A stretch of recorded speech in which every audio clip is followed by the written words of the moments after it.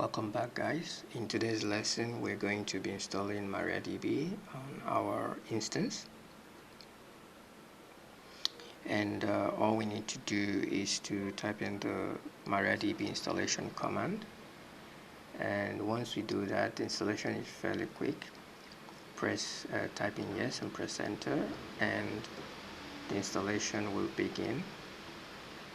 And once we are done with that, we check the status of Mariadb, which usually actually starts automatically once you install it. But the next thing we have to do now is to make sure that it's able to restart automatically every time we reboot the server. So we type in the systemctl command to enable that. And next we're gonna run the MySQL post installation script.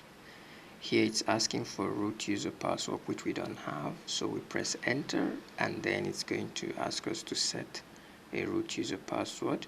You type in the password and re-enter it as well and press enter, and the prompts that come up, just press enter and keep going all the way to the end, and just press enter. Yes is the default, and you get to the end. Here it's already installed, so now we're going to test the password we created for the root user, and as you can see that we're able to log in. So that's pretty much it.